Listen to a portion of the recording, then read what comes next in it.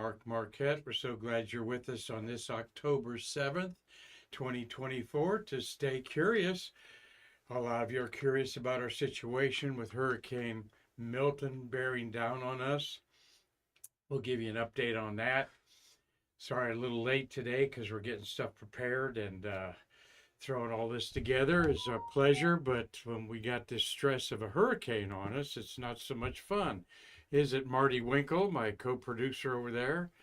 You've been through umpteen hurricanes, Marty. Yeah.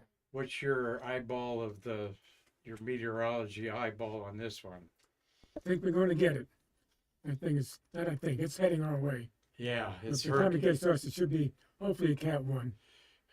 Hopefully only a Cat 1. Yes, we're right in the path. And I'm cranking up my smart tablet here so we can hear from you all up there. This is episode 1145, born on, I think, March 23rd out of the pandemic. Marty and I have been doing this together over 4.5 years. It's our pleasure we've learned so much, right, Marty? I can't tell you how much I've enjoyed this, from learning things, putting juxtaposing history together, as well as our wonderful shuttle astronauts. I've learned so much about them. And so we're glad that you're with us, because you are what has made us last all these episodes here. So yes, Marty. And also meeting a lot of nice people. We have met Smart, a lot friendly of nice people. people. And I tell our board of directors and other people that our followers on Stay Curious are just not passionate space geeks. They are truly very knowledgeable, and most of you out there have achieved very successful things in your life, and that's important to us, that we get quality people along the way like you all. So thank you all for telling people to share us and share, like, join, whatever it takes to get us out there, because I'm very much a steady pressure guy. I just keep feeding the machine, and good stuff seems to happen if you just keep that steady pressure on there. So Dave Stange, the first one, saying he's praying for us and our families. Gary Gerald, thank you, Gary, for your prayers to get us safe through the storm here. And Dave Stange was in Clairvoy with Larry Pusker and his wife. He said he did a lot of stargazing. Well, I'm jealous of that, because the moon's about 3 days old, a nice crescent, if we could see it in the sky. Venus and Jupiter, or Venus and the moon, teamed up the other day. So Larry Pusker, we're glad that you're out there too. Dean Babcock, thank you. I've lived down here 7 years. I wasn't here 6 months, and my first was that was like a Cat 1 that hit Irma, wasn't it? It was a pretty stout storm. But it came more north and south up, though. This is coming across the Pacific Ocean. It came from across Mexico. Not the Pacific Ocean. You said Pacific Ocean. I did. This one was started in the Pacific Ocean, Marty, and came across Mexico. Really? Oh yeah, yeah. We're having a very unusual season this year. But no, this did not start in the Atlantic, off of South America or Africa like they all do. No, came from. Look it up. They're not right now, but I could be wrong. But anyway, Well, I trust you, but I thought it started in the Gulf. no, it's intensified in the Gulf, Right. but it actually came from Pacific and went across as a storm in there. So Tommy Usiak, thanks for talking to me today. He wanted to give his personal shout out to all of our staff here that we're doing well, and so we hope everybody does well. We'll talk a little more about that here in a few minutes. Here's the track. As you can see, I put this together. We are right in the middle. Where the 1 is Orlando. Of course, Tampa might get hit with up to a 3 or 2. It just hit Category 5 an hour ago. Somebody told me we were not going to close on Tuesday, but we decided, in prudence, our board of directors also involved with this, we will close in relationship to the school systems out there. So Hurricane Milton, gee, I'm glad they didn't call it Marty. So, but we're going to be closed, and Friday will be an iffy day, so stay tuned to Facebook, and if we don't have a Stay Curious on Friday, you'll know why. GoHistoryTravel.org. The Ramanujans have been great supporters of our museum the past over year. So I'll be checking out some of their history travels. They were in Europe recently, and just fascinating, unpolished look. Let's say it that way. At some of the tour sites of the world, and when there's a space featured item near where they're at, whether it be a museum, astronaut birthplace, or whatever, we're going to. They have a wonderful perspective of that. Tom Celentano says he's always concerned about his acquaintances down there when things like this happen. You're right about that, Tom. One reason why we're going to be closed tomorrow is we don't want anybody driving over here and getting hit by something in the wind that could, create a bad day for you all there. I've thought about that a lot. That wind's blowing. We might have 85-mile-an-hour wind gusts here, or gusts up to 100, and which is a Category 1. So hitting us here. Space Memorabilia Show in 3 weeks. We're getting ready for that. Don't have an astronaut signing. Probably won't have one, but we'll have one in February. I'm pretty sure we're gonna do this twice a year, in February and November, and then we have our Shuttle Fest in April. 3 events that you can come and locally, the people, we want you to come and just hang out and meet some of your friends that you don't see very often. So we're looking forward to that. And if you want to donate to our museum, this is the page on our website that our wonderful Bruce Jacobs is our webmaster, and so much more. And Bruce, thank you for all you do. And this is donate buttons up there at the yellow button up there. Various ways to donate. This is a PayPal, and we love you donating on YouTube. They do get a pretty good percentage on YouTube, though, but it's all about their business. Steve Jokums, thank you. Best wishes to the folks at ASM. Staying safe. We will for sure. And this is what it looked like when we covered up for a hurricane last year. All right. Nick Enix, our collection manager, has got the tarps labeled and ready to go in our conference room in there. We're going to do that tomorrow. And I see there's over my shoulder, Marty, this is like 2 years ago or 3 years ago, there's a little pool there, a kiddie pool. Yeah. That's because we had a water leak there during the rainstorm. The roof has been fixed, and we're glad about that. We're concerned more about the flood water. And of course, the windows. That window over here would break, everything would come in. That's why we have stuff covered up there. And I believe we put stuff on top of it to hold it there. Again, look at our gift shop, laying out things just to be prudent. Yeah, Tom Celentano talking about Kennedy Space Center and everybody also being in the bullseye there. So fingers are crossed. Part of the angst of the whole thing, Marty, is the anticipation of it that I've learned. This only being my 4th or 5th hurricane, and this is definitely going to be the biggest one. You see it out there, and it's just slowly coming up. That's right. Irma came up from Miami, and it was in like Miami on a Wednesday, and it took till Saturday to get here. It was very slow and very devastating. Electricity was out for 3 days, and that's what we're anticipating, some electrical outlets on there. By the way, this behind me, Steve Rissmiller, a stargazing friend of mine, he is hooked on our most important star, the sun, and this is a picture he took last week, I think last Saturday, of a solar prominence. That's what's coming off here. And see how this is flame coming off the edge of the sun. But when you see these dark ones over my head, that's what they look like when they're contrasted against the sun. When this one gets over here to the sun, it will look like a flame lifting off. So the sun is very active right now, and that means that there could be aurora borealis in your neighborhood, particularly you Michiganders up there staying in Pushker. Look for that, and some of you have seen some aurora, and I'm going to show you aurora on Cape Cod just last night.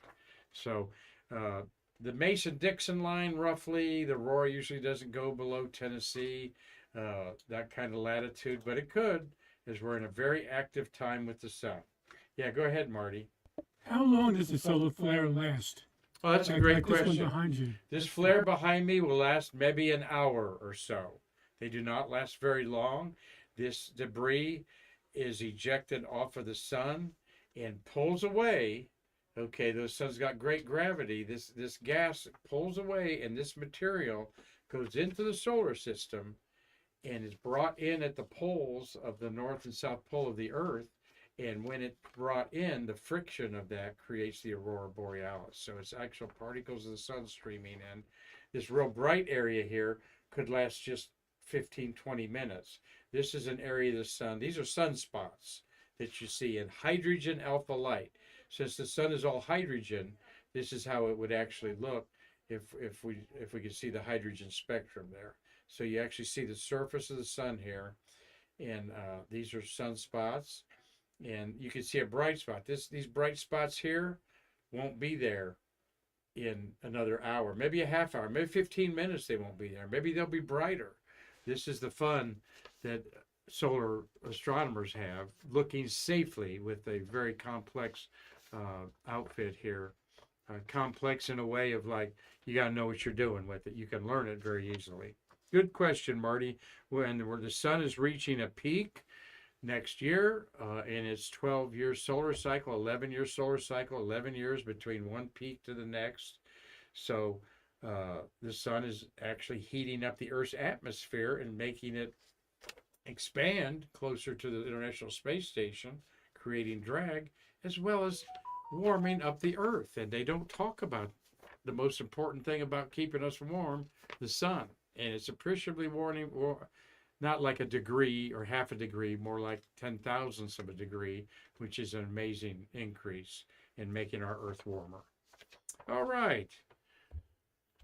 Well, let's get on to some history today. Happy birthday to this person I was happy to meet, 55 years old. Karen Nyberg celebrates her birthday today, born October 7th, 1969 in Parkers Prairie, Minnesota, but considers Vining, Minnesota, her hometown. Wonder if she's a football Minnesota Viking fan, Marty. They're undefeated. They're getting a lot of people on their bandwagon. Karen Nyberg is married to NASA astronaut Doug Hurley, who flew the first SpaceX Crew Dragon in May 2020. I'll never forget that day. We had an auction going on. That was on your balcony, Marty. Her homepage is astronaut, Earth ambassador, and artist at KarenNyberg.com. All right, all one word, Karen, Nyberg.com. Karen is shown here with a quilt that she did of Sally Ride, and there's another one of Tereshikova. She is a big quilter, the first person to sew some quilt patches in orbit, as well as making a stuffed dinosaur she created from space station scraps. She has that little dinosaur become quite famous. She and Doug Hurley have a son who's a preteen son. Here's her website where she is involved with Robert Kaufman Fabrics, a sustainable textile clothing. All right. She's got 180 days in space. She was one of the bugs, NASA Group 18. Our good friend Nicole Stott is a bug, and so is her future husband. Doug Hurley was a bug in the class of NASA astronauts. Nemo 10, which is the underwater training at Key Largo.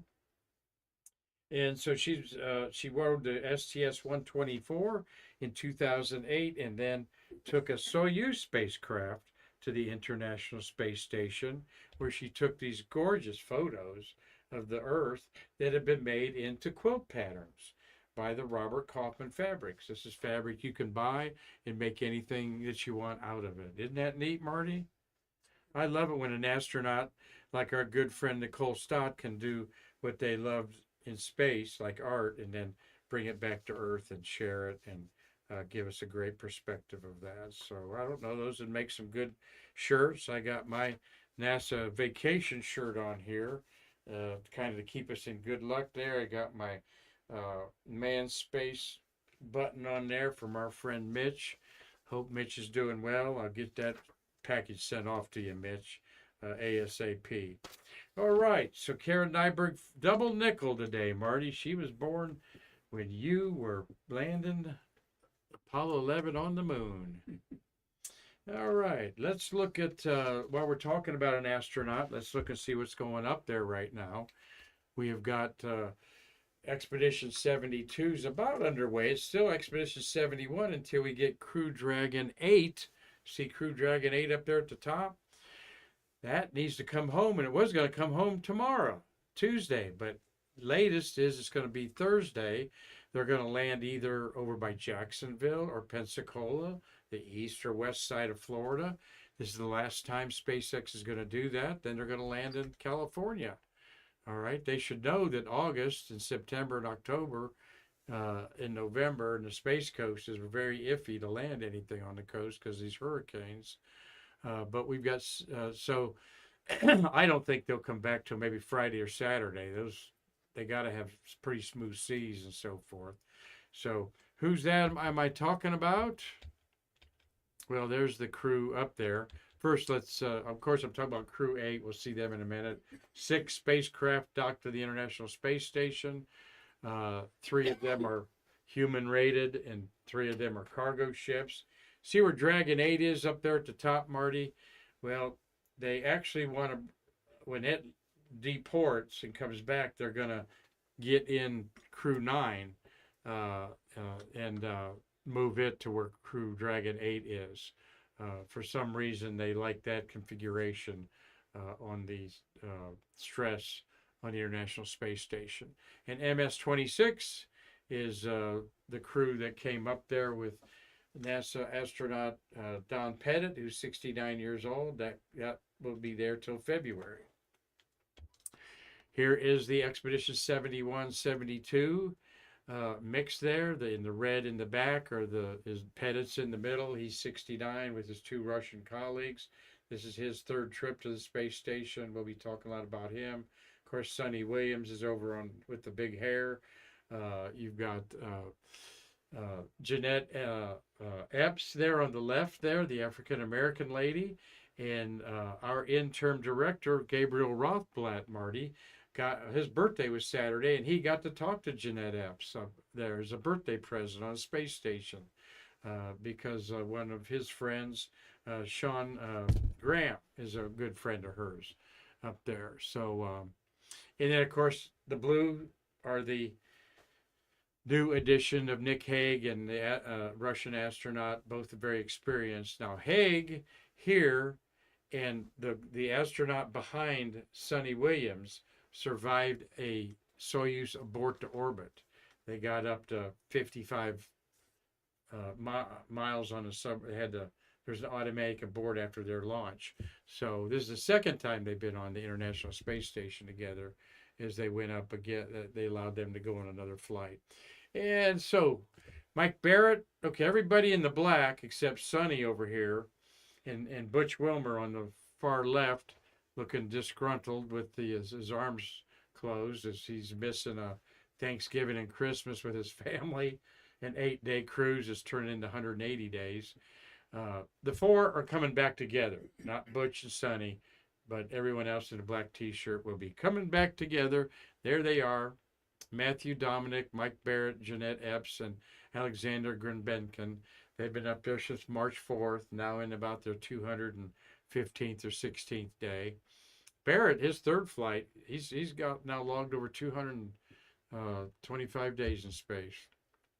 14 humans orbiting the Earth, and 620 in total history. So when Marty and I go out and have dinner with an astronaut, I mean, there's only 620 people that you could say you've done that with.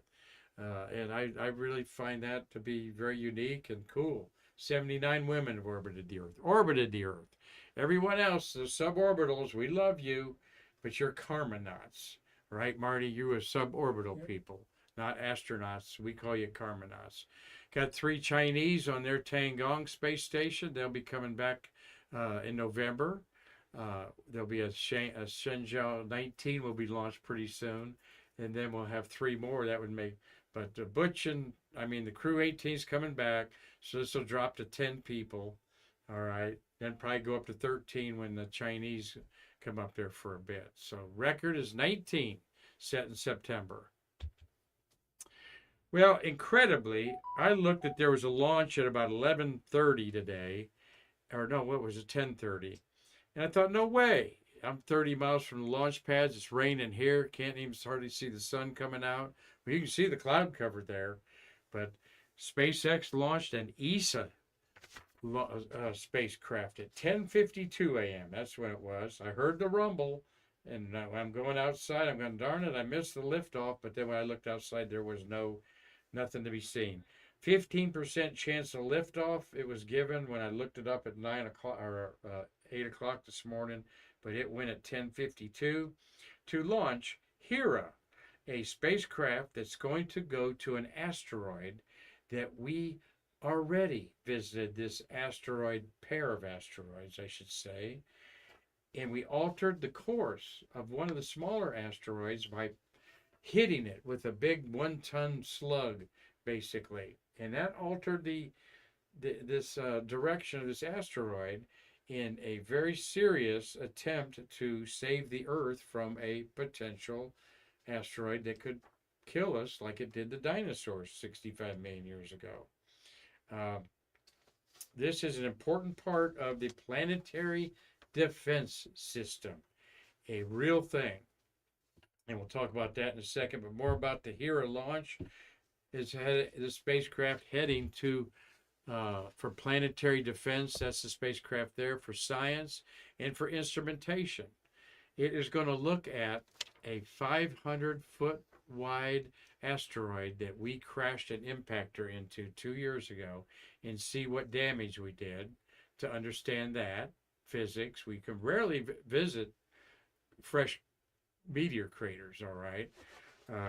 We can't visit them on the moon. We can't on Earth. If we hit a big one, we haven't had one that's been an impactor in decades, if that. So the Hera mission is going to a return to Didymus and Dimorphos. All right, and let's see those guys. Didymus is about half a mile across. A mile is 5,280 feet. This is about 2,500 feet across. Didymoon was renamed Dimorphos, and it is 550 feet across. So when you're looking at a football game, soccer game, if you're in a stadium, this would just barely fit in the stadium. And what we did in October last year, celebrating the event today, isn't that amazing, was they impacted from DART spacecraft. They released basically a 1-ton slug of metal that had some cameras on it. And when it impacted, another spacecraft, a photographing spacecraft, was put out there to capture these pictures I'm going to show you. There is Dimorphos, all right? This is a 500-foot. Like I said, just go to the football game, whether it be high school or college or pros. This would fit inside of it. It would take up all the seats, of course. And they named some of the things on here. So we're going to see where this thing got hit. And it looks like a loose bag of just loose rubble, right, Marty? And there's so little atmosphere there. I mean, gravity, not atmosphere. There's no atmosphere.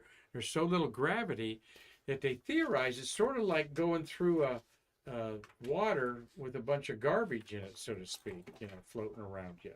Or I think more accurately, be one of those kiddie ball things that you jump in, that the kids play around in those ball things. It's more like this, that they theorize stuff can be moved around pretty easily. So we're going to find out in March 2025. I take that back. Hera is headed to Mars for a flyby in March 2025.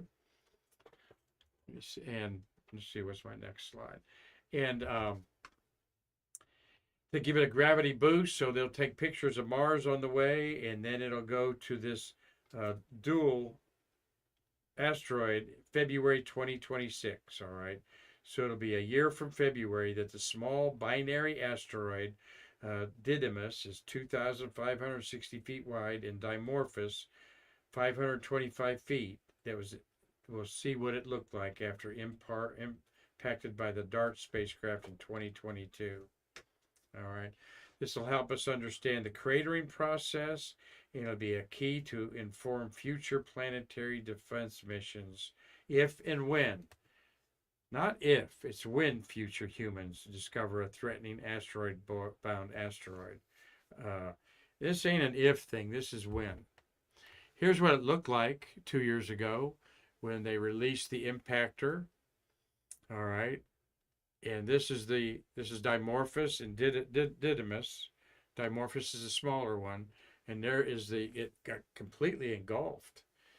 So we have, this is the parent 2,500 foot long asteroid, and that's its partner being smashed.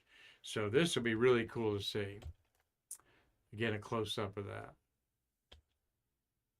And the DART spacecraft moved around that for about a month or so to categorize and where the rocks are and so forth, so they can get a real good thing. Well, right now, Marty, there's 2,349 potentially hazardous asteroids called near-Earth asteroids that could hit the Earth. And Mitch is saying, what? Did you say 2,349 potentially hazardous asteroids?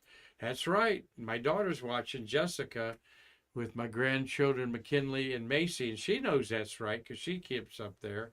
And don't forget to like and subscribe, my daughter says, if you haven't already. So, so we'll be fine there, Jessie. Thank you for being there today. She is JMON3. But yes, over 2,000 asteroids. And there's an idea of the ones that are coming into us, okay? They're going to miss us. That one LD is lunar diameter. So they're missing us by 18 lunar diameters. That's 240,000 miles or 250,000 miles. Something that misses us by 20 lunar diameters, okay? That is 5 million miles, okay? But that's still close in cosmic terms. And there are these near-Earth asteroids that go between the Earth and the Moon, and some even come as close to us as 22,000 miles, where the geosynchronous satellites are. So the International Astronomical Association had a planetary defense conference in May that our good friend Alex Carl attended. Marty, we didn't follow up on that with him, and we need to, but it was in South Africa, and what an event it was. But this is a serious look now at how we got to defend our planet if you get a what was Deep Impact? Is that what the Bruce Willis movie was called? And that as hokey as all that saving it may have been. All right, that is a true thing. We're not going to have that much time though. These 2,000 asteroids. There's a whole network of telescopes all over the world now that are watching the sky. That's why we found a mini moon that we captured. Okay. Earth has a second moon that's about, what, 2,000, no, it's like 500 feet across or something like that. Not even that. We know we're capturing debris all the time. And it's just going to stay in our path around the Earth for a while, and then it'll be ejected out. But that's why we're capturing these and seeing that we're doing this, because of the infrastructure around the world now really looking for objects that could hit the Earth. Planetary defense. Well, Marty's question of the day. Try not to use your phone, okay? I didn't show this earlier, did I, Marty? No. Yeah, I messed up there. Marty does have a trivia question of the day. Take it away, Marty. Okay. What shuttle flight became the 100th American manned space flight? Now it's multiple choice. Was it 36th flight, 48th, or 69th? All right, so 36 here on my shuttle scroll. And just for fun, what was the STS number? What was the STS? Number. mission number STS it's one of the three there. So 36, boy, that was out of whack. 36 was flown. Let's see, 36.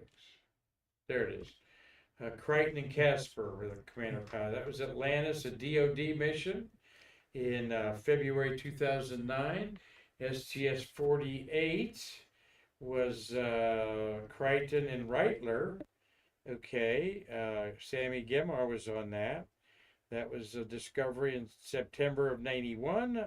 Upper Atmosphere Research Satellite, very important mission to what's going on as our baseline today in 1991. And the other one is STS-69. So I'll make that small. STS-69 is in, boy, the numbers really get jumbled here on my scroll. That was September 95, Endeavour. That was the Spartan and Wakefield Observatory, number 2. Walker and Cockrell were on that. Voss, Newman, Gerhardt. So you got 1995 or 92 or 1990 in there. So, Marty, I'm going to guess, I thought it was 69. C. Because you want the answer. Well, You ready? let's see. Steve Jokums remind me 2025 hasn't quite happened yet. Nope, it hasn't. And it's going to be February 2026 when that spacecraft launched today goes and does its thing. So, yep, let's see. Who's got a guess out there? I don't see anybody guessing, but Mark, according to the card that I have, it says STS-69, but I don't think that's correct. I think it's actually STS-71. Uh-huh. I think they got the information just chronologically. Okay. Like there were some missions out of sequence. Well, we'll have somebody clear us up there. Maybe Neil 1030's on there. He's good at the Steve math. Holcomb just said 48. Steve Jokum says, anyway, the moon is 4 days old. It's between first quarter and it's right. It's like that 3 actually is what it looks like. If you could see it, we had new moon on Friday, or so Saturday's 1 day, Sunday, Monday. So it's a 3-day-old moon up there, and the planet Venus is very close to it. Those of you that have clear skies, we are not going to have clear skies all week. Of course, the Falcon Heavy has gotten moved from Thursday probably to next week. And Dave Stange says, yes, STS-71. I cheated and Googled, and the one listed isn't on the list. All right. Busted, Marty. That's on your card. That's out of that data card set we've got. Yeah, but I caught it. Yeah. Well, I keep telling you folks, you can't trust none of what you see unless of what you hear. And for that of what you read, we've had several astronauts tell us about a few of my favorite books that they had some parts fictionalized in there, or they're quoted in there, and they were never asked permission or felt like they were misquoted. So you got to take things, do your own research. It's even fun sometimes. So thank you guys. Ending our little program here, the solar activity, getting up there, like I said. My friend Steve Rissmiller is a pro at doing these pictures. Okay, they just look so awesome. Glad that Mitch is watching today. Jesse's watching with hi McKinley, be good for mommy, and hi Macy. She's scooting around on the floor there. We'll be seeing you guys at the end of the month, I'm sure. Steve Jokums, Tom Soltano, Tommy Usiak, Dean Babcock, Gary Gerald, Dave Stange. Glad that you all are thinking about us today and watching Stay Curious. I talked to Chris Calley today, Marty. Had a nice long conversation with our resident space artist there, and trying to get things going again on Shuttle Fest. We just kind of put things on hold with all the things going on in our museum. Those being the death of our executive director and restructuring things around the museum, as well as now a hurricane going on. So Let's see, what other images I got there? Yes, there's a what aurora looks like at Cape Cod.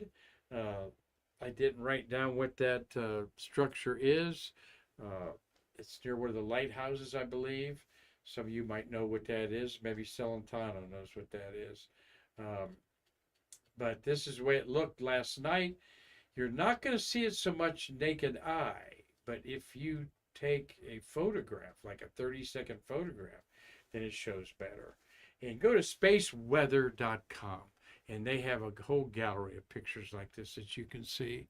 So glimpseofinfinity.com was the photographer there, whose name I didn't pull off the credits. So, all right, there's what the horrible situation looks like. This was taken at 11 o'clock today. All right. Look at Tampa. This is now a Category 5 storm, moved about right here. You see Miami. We are right here, folks, at the tip of the horn on the west, just to the other side of Tampa there, and have friends that have family in Tampa, and they're all coming over here. Safe place is up there in Pensacola, where Hurricane Helene hit a week ago. And so, yep, FEMA is going to be extra busy here in Florida. Thank you all for thinking about us up there. There's the tract again. We're actually looking at tomorrow afternoon is when the big winds and the surge is coming into Tampa. So it'll be Tuesday, Wednesday morning. You see that Thursday at 2 a.m. That is over Disney World, Disneyland right there, Marty. And they've closed down. And you see the arrow where I point where we are. So thank you all for watching us, thinking about us. Episode 1145 is in the books. Thanks to you all's interest and my good friend Marty Winkle doing a good job today. So we will keep posted on Facebook to what's going on. I know you all aren't Facebook watchers, so we might post something on our website also on there. So thank you, Neil. 10:30. We hope to see you all back online soon. I would say it'll be Friday with our fingers crossed, because we're anticipating some electrical outages here, as you see us to be hit with 80-mile-an-hour winds on Tuesday night through Wednesday and Thursday. So, all right, Marty, thank you all. Thank you all. I'm Mark Marquette saying we will stay safe. Thank you all for thinking about us. I will see you again to bridge the space between us. The space between us. I'm going to bridge the space between us. No faces, okay? Thank you all, and we'll see you again.